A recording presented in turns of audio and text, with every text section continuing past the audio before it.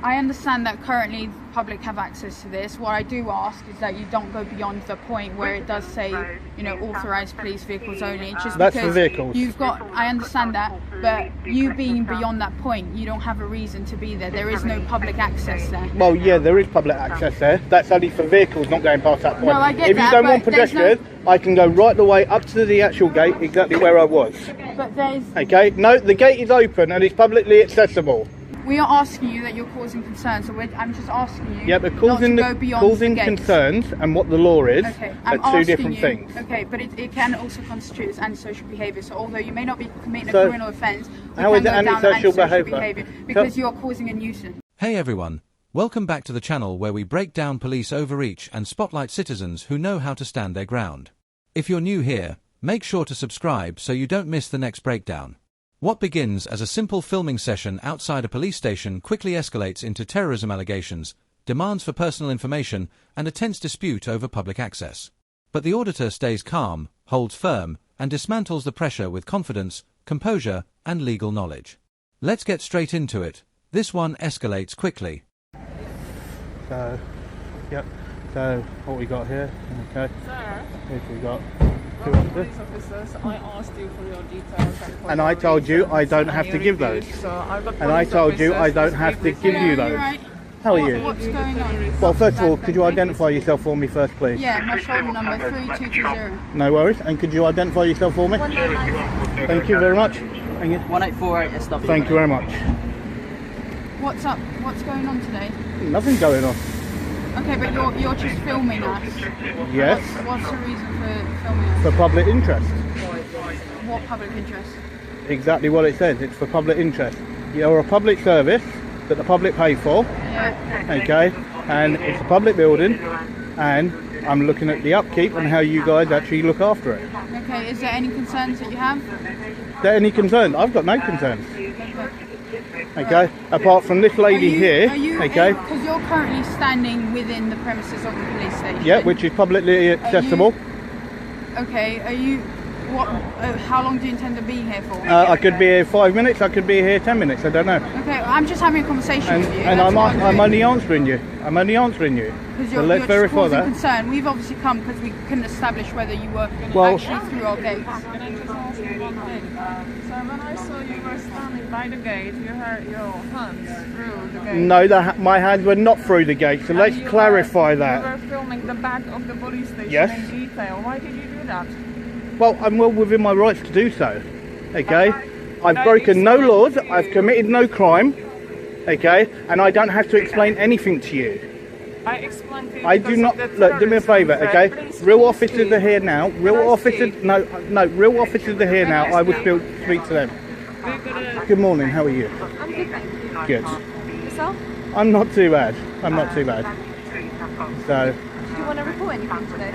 No, I don't need to report anything. Okay. As I said, I'm just making sure you're okay. No, I'm perfectly fine. As I said, all what I'm doing, okay, is I'm just down here, okay, literally just to actually record the police station and the premises, okay, for public interest, okay, that's it. That exchange revealed everything about the encounter. The staff member pushed for explanations, treated ordinary filming as suspicious, and tried to make simple presence seem like a problem. The auditor responded on his own terms, asked for identification in return, and kept repeating a clear point: no crime, no obligation, no panic. Notice the strategy from both sides. The questions stayed broad and open-ended, encouraging conversation to slowly turn into control. But the auditor's calm repetition blocked that process. The moment he requested identification back and refused to accept the implied guilt, the balance shifted. What began as authority testing boundaries became a citizen firmly setting them. This is what preparation looks like in real time, turning suspicion into exposure. The questions lost their power the moment his rights were stated clearly and confidently. Legal clarity acts like armor in situations like this. It absorbs pressure without escalating conflict. When you understand that officers can ask questions but cannot always compel answers, you stop trying to prove innocence and start protecting your boundaries. Would you have answered every question or held the same line here? What gives you confidence, or hesitation, in moments like that? What do you intend on doing with the recording? I don't know yet. I will see what I actually get on the footage, and then I don't know what I'll do with it yet. So. No worries. Yeah. So So you just wanted to come down and engage with us, that's all? yeah. Yeah, It's like if this lady, okay, actually approached me a little bit more respectful, okay, and actually telling me that I have to give my details, okay, when I do not have to give my details, okay. But do you understand why we do No. that? You can come out and you can talk, but the way in which she actually first approached me, okay, was not correct, okay, and actually telling me straight away, her first sentence was talking about to do with terrorism, okay, then telling me I have to give my details, okay, and as I stated to her, I do not have to give my details. I asked her one question that she could not answer, okay, which was, am I breaking the law, yes or no, okay, and she could not even do that, okay. Now, as you know, okay, doing what I'm doing, okay, is breaking no law, and I've committed no crime, okay. Now, you know yourself as an officer, okay, if I have done none of that, okay, and you actually come and approach me exactly as you have now, you haven't asked me for my details, okay, which is correct, okay. You know yourself, okay, I do not have to give my details at all, okay, and as I said, we're having a conversation exactly as it should be, and this is exactly how it should have been, okay, when this lady actually approached me, okay. If she actually approached me respectfully and just spoke to me, then it would have been, okay, nice and civil, and I most probably would have been gone. But she came to me, okay, very rude, okay, and the other lady that was there, Okay. right, and you can't approach members of the public like that. Okay. I mean, I wasn't here, so I'm sorry I didn't witness Yep. it. So I can't really speak for my colleagues. But as you can understand our concerns, it's just it's a little bit suspicious. Just people coming around and just randomly recording. Yeah, but what and you got to then- and remember, then- and then suspicion being a isn't a bit- crime. And then being a bit, like anti, sort of, not wanting to answer not wanting to answer questions. Well, not wanting that's to be detailed. well, you it's just just said- a little bit suspicious. I mean, if you Well- asked me for my details, I gave you my details. You have to give me your You know? details. The officer shifted from demanding explanations and personal details to softening his tone once the auditor calmly highlighted the flaws in the initial approach. The auditor kept bringing the discussion back to one simple point: filming is not a crime, suspicion alone is not an offence, and respect changes the entire interaction. Notice how he repeatedly returned to the core issue. He asked the one question that mattered most: am I breaking the law? That immediately forced the officer into a weaker position. Because the auditor stayed calm, focused, and specific, the vague suspicion began to lose its authority. This is what happens when legal knowledge meets unsupported suspicion head-on. The script starts to fall apart, and calm clarity takes control of the encounter. Facts delivered calmly are far more effective than reacting emotionally to vague allegations. When you understand that officers can ask questions but cannot automatically compel answers, pressure loses much of its power. Learn that boundary, hold it politely, and you keep control of the situation. Would you have handed over your details here or asked the same question back: am I breaking the law, yes or no? So it's just common courtesy, Okay. You Yep. asked for my name, I've told you my name. I can ask for your name.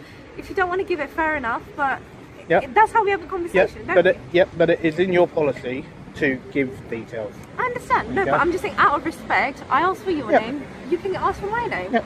That's fair. So what is your So name, sir? one thing I'm going to ask is, obviously I've spoken to my colleagues who explains what's happened and what they've witnessed you do, okay? I understand that currently the public have access to this. What I do ask is that you don't go beyond the point where it does say, authorised police vehicles only. Just That's because for vehicles. I understand that, but you being beyond that point, you don't have a reason to be there. There is no public access there. Well, yeah, there is public access there. That's only for vehicles not going past that point. No, I get if that, you don't but want there's no- pedestrians, I can go right the way up to the actual gate, exactly where I was. But there's Okay? No, the gate is open and it's publicly accessible. what I'm Okay. explaining to you is that no members of the public go through any of the two gates on the Well, far back of the I police didn't go station. through that gate, so let's I know verify you didn't. that. I'm not saying you have. Did I But say this that you lady have? said that I did. Okay, but I'm not saying that you have. Okay. Okay, I'm not saying that you have. So I'm just asking that we would ask you not to go beyond that Yeah. point because Well, there is making a no false reason. making a false report is actually against the law. Okay, there's to no make a reason. false report Okay, to we an can check officer. the cameras. That's fine. There's just no reason for you to go beyond that point. That's all I'm asking. Okay. We're more than happy for you to stay here. Where access, you could be going to the police station if you do fancy. that's fine. If you want to have a chat with us, I'm more than happy to talk But exactly to you. as it was, okay, now that she's actually shut the gates, okay, that will be as far as I go, because the gates are now shut. What I'm asking you, okay, there's nowhere else for you to go. There will only be one reason why you are there. Why is that then? Who knows? No, you said there's one reason. Yeah, to be filming police vehicles for no reason. What's the reason that you're filming? No, for public interest. What public interest? Okay. What concerns do you have? The public pay for police vehicles. Okay, they are public service vehicles. Yes, I pay tax as well. Yeah. Okay.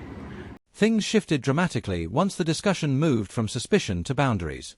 The officer tried to redefine the space, warning the auditor away from the vehicle area and relying on accounts from colleagues to support the concern. But the auditor kept bringing the focus back to access, signage, and observable facts. The encounter quickly became less about filming and more about the limits of authority itself. Notice how the auditor refused to engage on emotional terms. He repeatedly returned to the same core points. Was there clear signage? Was the area publicly accessible? Had any actual law been broken? By narrowing the discussion to those questions, he stripped away the vague accusations and forced the conversation onto solid ground. Once the officer shifted from making accusations to making requests, the balance changed. Institutional confidence gave way to informed resistance. This is what it looks like when legal clarity reshapes an encounter in real time. The accusation lost momentum, the request lost authority, and calm knowledge stayed firm.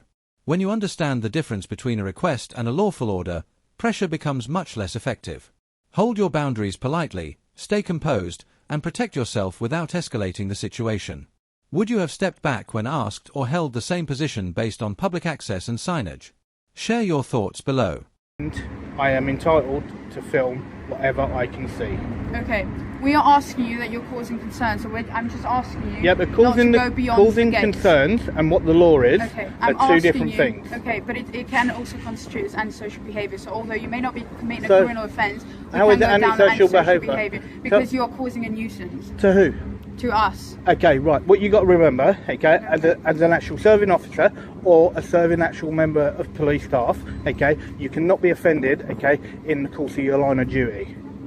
I think we can. No, you cannot. No, you cannot. Okay, there is. We're also human underneath this uniform. It makes no difference. As a serving officer, you are not allowed to be offended in the course of your duties. Alright.